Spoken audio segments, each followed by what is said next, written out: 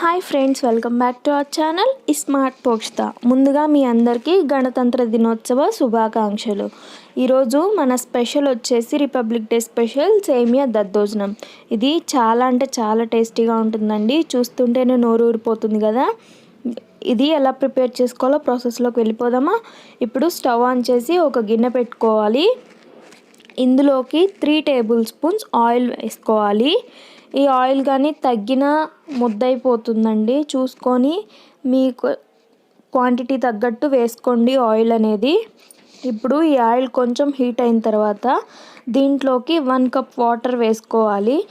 ఏ కప్తో అయితే సేమియా తీసుకుంటామో అదే కప్తో 1 కప్ వాటర్ వేసుకోవాలి. దీంట్లోకి రుచికి సరిపోయినంత సాల్ట్ వేసుకోవాలి. ఇలా సాల్ట్ వేసుకున్న తర్వాత మొత్తంని బాగా కలుపుకోవాలి.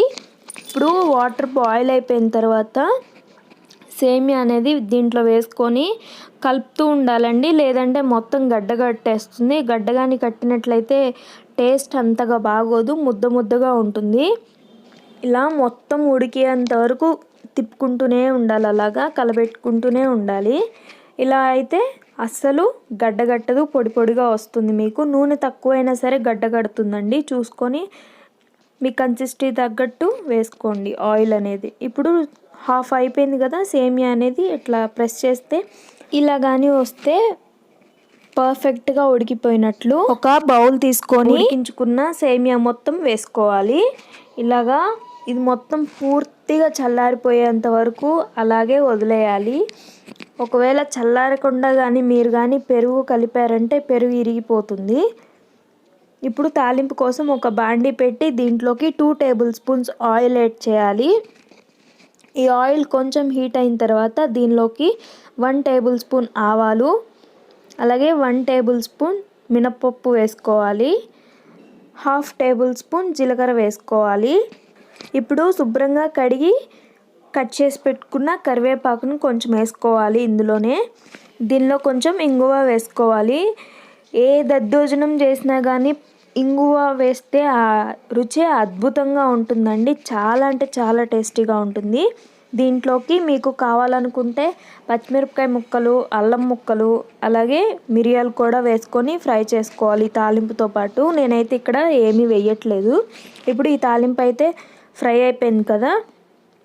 ఇప్పుడు దీన్నంతటా తీసుకొని ముందుగా బౌల్లోకి వేసుకున్న ఉడికించుకున్న సేమియా ఉంది కదా, దాంట్లో మొత్తం ఈ తాలింపు అంతా వేసి మొత్తం బాగా కలుపుకోవాలి. ఇప్పుడు ఈ టైంలో మీరు సాల్ట్ కానీ సరిపోకపోతే ఈ టైంలో సాల్ట్ వేసుకొని అడ్జస్ట్ చేసుకోవచ్చు. ఇప్పుడు దీంట్లోకి నాకు 1 కప్ సేమియాకి 1/2 లీటర్ పెరుగు అయితే పట్టిందండి. ఇందులోకి ఇలా పెరుగు కూడా వేసుకొని కొంచెం పెరుగు వేసుకొని కలుపుకుంటూ ఉండాలి. మొత్తం కలిసేటట్టు కలుపుకోవాలి. అప్పుడే టేస్ట్ అనేది చాలా అంటే చాలా టేస్టీగా ఉంటుందండి. ఇలాగా మొత్తం కలుపుకున్న తర్వాత ఒక 10 మినిట్స్ పక్కన పెట్టేయాలి. ఇలా ఒక 10 మినిట్స్ తర్వాత కొంచెం గట్టిపడింది కదా, పెరుగు మొత్తం పీల్చుకొని ఇప్పుడు ఇందులోకి ఇంకొంచెం పెరుగు వేసుకొని మొత్తం బాగా కలుపుకోవాలి. ఈ రెసిపీ చాలా ఈజీగా అయిపోతుందండి, చాలా సింపుల్ కూడా. అలాగే ఇంట్లో ఏం కూర చేయాలో తోచినప్పుడు ఇలాగా ఈ రెసిపీని చేసి పెట్టేయండి. చాలా అంటే చాలా లైక్ చేస్తారు. చాలా బాగుంటుంది. నోట్లో వేసుకుంటే అట్లా కరిగిపోతుంది. ఇప్పుడు దీంట్లోకి డ్రై ఫ్రూట్స్ కానీ ఏవైనా యాడ్ చేసుకోవచ్చు, మీ చాయిస్ అది. నేనైతే ఇక్కడ దానిమ్మ గింజలు వేసుకుంటున్నాను.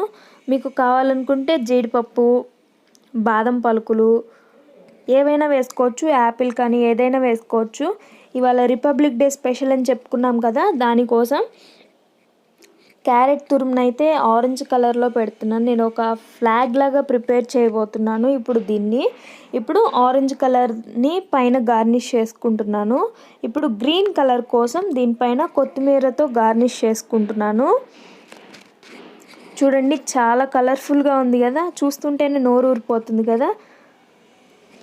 ఈ రెసిపీని మీరు కూడా ఇంట్లో ట్రై చేసి ఎలా వచ్చిందో కమెంట్ సెక్షన్లో కమెంట్ చేయండి.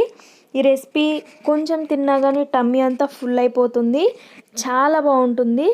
మీరు ఒకసారి బ్రేక్ఫాస్ట్గా అయినా డిన్నర్గా అయినా కానీ ప్లాన్ చేసి చూడండి. అద్భుతంగా ఉంటుంది. Thank you for watching.